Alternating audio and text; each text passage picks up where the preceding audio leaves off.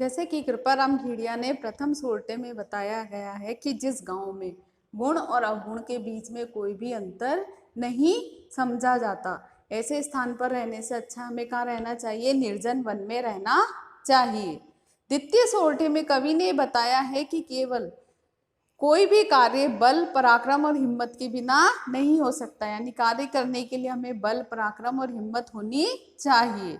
तीसरे सोरठे में कवि ने बताया गया है कि व्यक्ति अपनी अपनी शक्ति के बल पर ही समाज में क्या करता है? उच्च स्थान प्राप्त करता है, यानी सम्मान प्राप्त करता है। जैसे कि इसमें उदाहरण दिया है शेर का, कि शेर जो है को किसका राजा कहा जाता है? जंगल का राजा कहा जाता है। तो शेर ने स्थान किसके किसके बल, अपने बल, शक्ति के बल पर ही प्राप्त किया, यानी पशुओं का राजा कहा जाता है। जो चौथा सोरठा है उसमें बताया गया है कि व्यक्ति जो वीर है वह युद्ध में, जो व्यक्ति युद्ध में तलवार की धार के आगे डटे रहते हैं, यानी वीरता से मुकाबला करते हैं, पीछे नहीं हटते, वे इस धरती के क्या कहलाते हैं? स्वामी कहलाते हैं। और वे ही लोग क्या करते हैं? लोगों पर शासन करते हैं। पांचवा सोरठा, यानी इसमें ये बताया गया है कि हम जो कुछ भी कहते हैं, जो कुछ भी बोलते हैं, उसे हमें सोच विचार कर ही कहना चाहिए, यानी कि बिना अवसर की कोई भी बात नहीं कहनी चाहिए। बिना अवसर की कही गई बात बिल्कुल भी अच्छी नहीं लगती, यानी उसका कोई महत्व नहीं होता। छठे में ये बताया गया है कि हमें किसी भी, जैसे कि बीमारी है, शत्रुओं का जो आक्रमण है और जंगल में लगने वाली आग, इन सब से बचने का उपाय हमें पहले ही कर लेना चाहिए, यानी कोई भी विपदा आने से पूर्व ही हमें उससे बचने का क्या कर लेना चाहिए? उपाय कर लेना चाहिए। सातवें में बताया गया है कि किसकी कीमत होती है? हिम्मत की ही कीमत होती है, यानी हिम्मत की ही क्या होती है? महत्व होता है, यानी कि बिना हिम्मत के, यानी कि क्या है कि बिना हिम्मत के, यानी बिना शक्ति के कोई भी समाज में व्यक्ति का आदर नहीं करता। जो व्यक्ति निर्बल होता है सब लोग उसका क्या करते हैं? अपमान ही करते हैं, यानी कि उसकी तुलना, जो निर्बल व्यक्ति है उसकी तुलना किससे की गई? रद्दी के कागज से की गई है, कि जिस प्रकार रद्दी के कागज का कोई मूल्य नहीं होता, उसी तरह शक्तिहीन व्यक्ति का, जो निर्बल है, उसको कोई भी आदर या सम्मान नहीं करता। केवल समाज में किसको आदर और सम्मान मिलता है? जो शक्तिशाली होता है, ताकतवर होता है, यानी उसको ही महत्व दिया जाता है, उसको ही सम्मान दिया जाता है। अब है आठवां सोरठा, उपजावे अनुराग कोयल मन हरकत करे, कड़वो लागे काग रसना रागुण राजिया, यानी इसमें बताया गया है जीव के गुण के बारे में बताया गया है। उपजावे यानी उत्पन्न करना, अनुराग यानी स्नेह और प्रेम, हरकत यानी प्रसन्न करें, कि कृपाराम खेड़िया राजा को संबोधित करते हुए कहते हैं कि हे राजिया, कोयल अपनी मधुर वाणी से सभी के मन में क्या भर देती है? प्रेम और उल्लास भर देती है। मन हरकत करे, यानी और उनके चित्त को क्या कर देती है? प्रसन्न कर देती है। कड़वो लागे काग, इसके विपरीत जो कौवे का जो स्वर है, जो उसकी ध्वनि है, कैसी लगती है? कर्कश यानी कड़वी लगती है। रसना रह गुण, ये अर्थात क्या है? जीव यानी वाणी का ही ये सब क्या है? गुण है, यानी कि हमें कैसे बोलना चाहिए? मधुर वाणी में ही बोलना चाहिए, यानी सभी के साथ कैसा? अच्छा व्यवहार करना चाहिए। अगला सोरठा, दूध नीर मिल दोए, एक जिसी आकृति हवे, करे ने न्यारा कोई, राजहंस बिना राजिया, यानी इसमें बताया है कि जब दूध और पानी दोनों मिल जाते हैं तो उनकी आकृति एक जैसी हो जाती है। एक जैसी आकृति हो, यानी वो एक जैसी आकृति के हो जाते हैं। करे ने न्यारा कोई, ना ही दूध और पानी को कोई भी अलग नहीं कर सकता। केवल कौन अलग कर सकता है? जो राजहंस है वो ही दूध और पानी को क्या कर सकता है? अलग कर सकता है। अगला सोरठा, मलय गिरी मंजार, हर को तर चणन हुए, संगत लिए सुधार, रूखा ही ने राजिया, यानी कि इसमें किसके बारे में बताया गया है? संगति के महत्व के बारे में बताया गया है, कि जैसे संगति में हम रहेंगे हमारा स्वभाव भी क्या हो जाएगा? वैसा ही हो जाएगा। मलय गिरी मंजार, यानी मलय गिरी जो पर्वत है, मलय पर्वत है, उसके मध्य में, मंजार यानी मध्य में, हर को तर, तर यानी वृक्ष, चणन यानी चंदन का वृक्ष, यानी मलय जो पर्वत है उसके मध्य में जो जो कोई भी वृक्ष है वो किसकी तरह बन जाता है, चंदन के वृक्ष की तरह बन जाता है। यानी मलयगिरी पर्वत पर किसके वृक्ष बहुतायत में पाए जाते हैं, अधिक मात्रा में पाए जाते हैं, वो है चंदन के वृक्ष। तो यानी उनकी चंदन के वृक्ष की संगति के कारण वहाँ हर कोई वृक्ष जो है वो किसके समान बन जाता है, चंदन के वृक्ष के समान बन जाता है।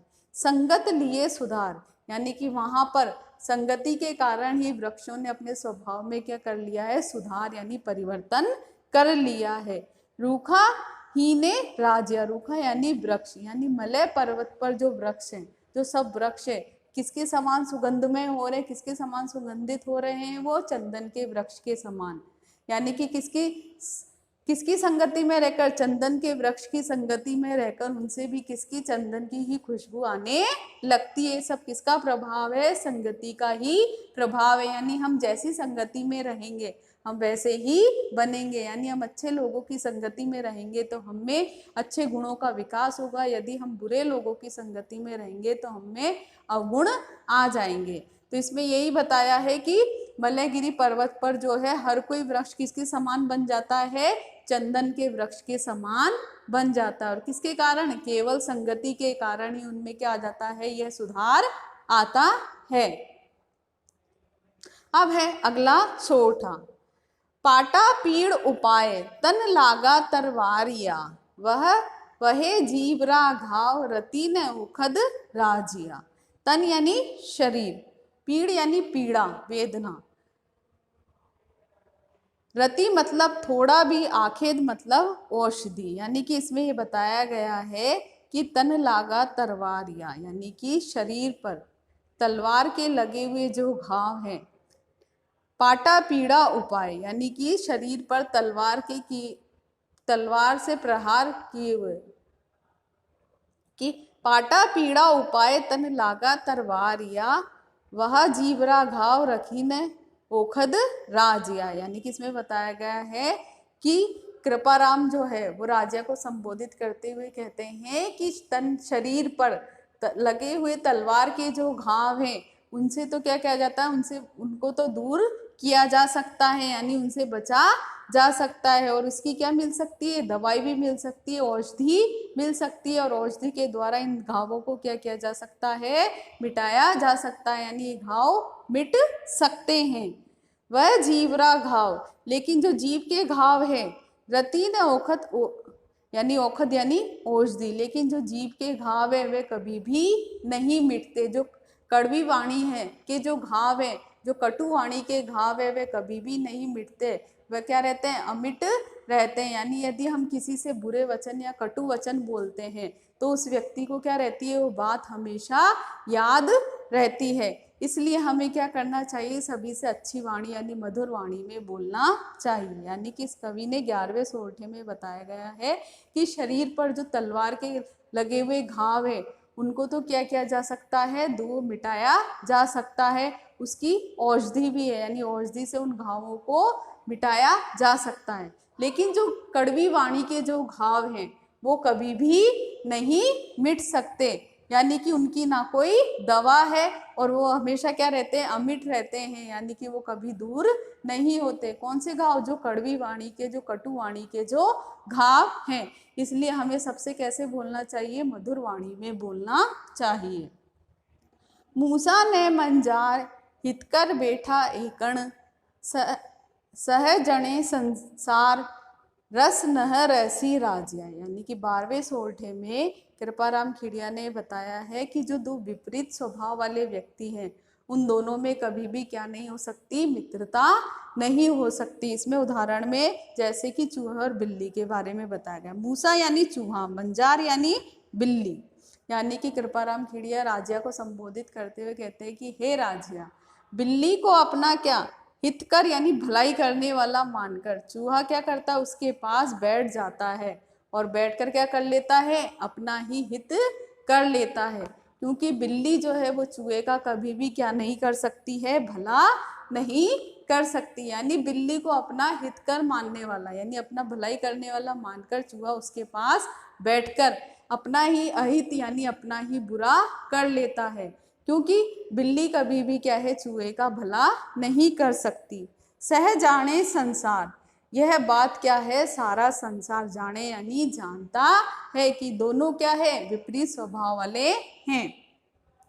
रस न रहसी राजिया, रस यानी अपनत्व की भावना यानी मित्रता, यानी कि दोनों कभी भी आपस में अपनत्व या मित्रता की भावना से नहीं रह सकते। यानी कि बताया गया कि दो विपरीत आचरण वाले व्यक्ति कभी भी एक साथ मिलकर नहीं रह सकते। अगला सोठा, खल गुण अण खुताए एक भाव कर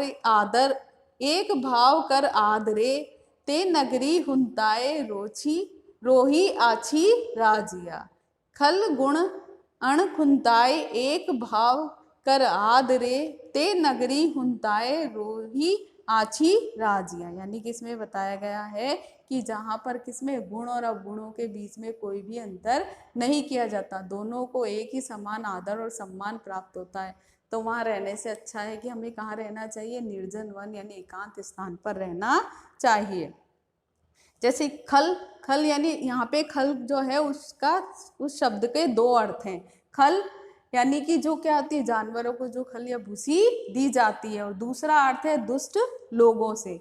गुण स्वाभाविक जो अर्थ है उसका, और दूसरा है गुणवान लोगों से, यानी कि क्या है, खल और गुड़ को आपस में मिला दिया जाए, यानी कि जहाँ पर क्या है, दोनों में कोई भी अंतर नहीं किया जाता, यानी दोनों को एक ही दृष्टि से देखा जाता है। यानी कहने का मतलब क्या है कि जिस गांव में यानी जहाँ पर दुष्ट व्यक्ति और सज्जन लोगों को दोनों को ही एक दृष्टि से देखा जाता है, यानी एक ही दृष्टि से उनको आदर और सम्मान दिया जाता है, उनमें कोई भी अंतर नहीं किया जाता, तो ऐसी नगर में रहने से तो अच्छा क्या है, रोही अच्छी राज, या ऐसे स्थान पर रहने से अच्छा, यानी ऐसे गांव में रहने से तो अच्छा क्या है कि हमें निर्जन वन में रहना चाहिए, यहाँ जहाँ पर गुण और अवगुण के बीच भी कोई अंतर नहीं समझा जाता, यानी उनके कोई महत्व को, गुणवान जो व्यक्ति है उनका कोई महत्व नहीं समझा जाता, तो इससे अच्छा है कि हमें कहाँ रहना चाहिए, यानी जो गुणवान व्यक्ति है उसको कहाँ रहना चाहिए, निर्जन वन में रहना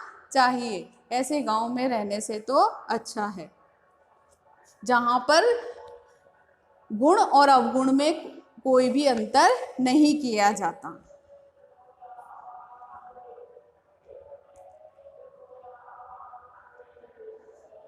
अगला सोठा, घण घण सब साबल घाय नहीं फूटे पहाड़ निवड़, जड़ कोमल बिद जाए राय पड़े जद राजिया। यहाँ घण, पहले घण शब्द का अर्थ है ज्यादा यानी अधिक, दूसरे घण शब्द का अर्थ है बड़ा, हथौड़ा या कोई औजार। साबल यानी लोहे की एक जो सब्बल आती है जो ये मजदूर लोग काम में लेते हैं, यानी कि इसमें बताया गया है कि निवड़ यानी कठोर, यानी कि इसमें ये बताया गया है कि जो कठोर पहाड़ है उस पर किससे, बड़े हथौड़े से या औजार से और सब्बल से बार बार प्रहार करने पर भी जो कठोर पहाड़ है वह नहीं टूटता, यानी कि उसको ऊपर कितना ही प्रहार कर लो हथौड़े से, सब्बल से, लेकिन वह क्या है कि नहीं टूटता है। क्यों? क्योंकि वह बहुत कठोर, पहाड़ जो है वो क्या होता है, बहुत कठोर होता है।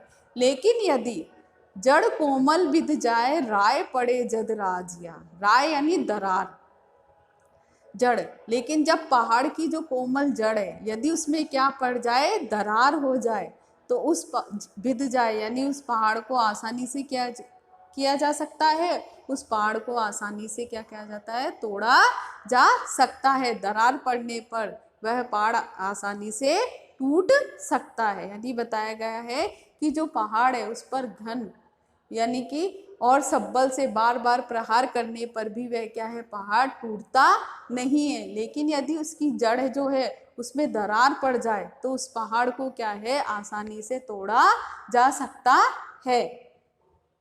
अब है अगला सोठा, पैक मीठा कर पाक जो इमृत सिंची जिए उर कड़वाई आंख रंच ने मुके राजिया। यानी इसमें बताया गया है कि जो आंकड़े का पौधा है और जो दुष्ट व्यक्ति है उनके स्वभाव में कभी भी परिवर्तन नहीं हो सकता, चाहे हम कितना ही प्रयास क्यों ना कर ले।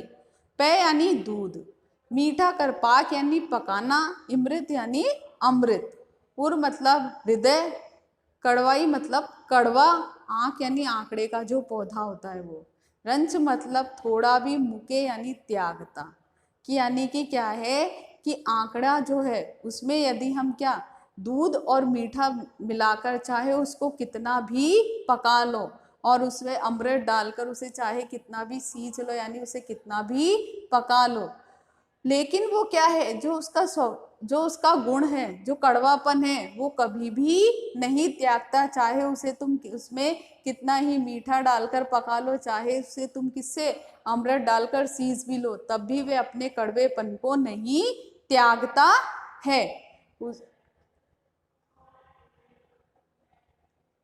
यानी कि जो आंकड़े का जो जातिगत स्वभाव है कड़वापन, चाहे कितनी ही कोशिश कर लो, चाहे उसे कितनी ही देर पका लो, वह कभी भी अपने जो गुण है, जो अपना जातिगत गुण है उसका, वो कभी भी नहीं त्यागता। इसी तरह यानी कि इस सोल्टे के माध्यम से कवि क्या कहना चाहता है कि जो दुष्ट व्यक्ति है उसकी चाहे अपन कितनी ही सहायता कर लो, चाहे उसकी कितनी ही मदद कर दो, लेकिन वो अपने स्वभाव को कभी भी नहीं त्यागता है, यानी इसके स्वभाव में कभी कोई अंतर नहीं आता। जिस तरह आंकड़े का जो पौधा है, आंकड़ा जो है उसमें चाहे दूध चाहे कितना ही मीठा डालकर पका लो, अमृत डालकर पका लो, लेकिन वे अपने कड़वेपन को कभी भी नहीं त्यागता है। उसी तरह दुष्ट व्यक्ति भी क्या है, अपने स्वभाव को कभी भी नहीं त्यागता, चाहे उसकी कितनी ही मदद कर लो। ये था पाठ 5 राजियारा सोरठा। इनका हिंदी अनुवाद आप लोग एक बार जरूर करना। धन्यवाद।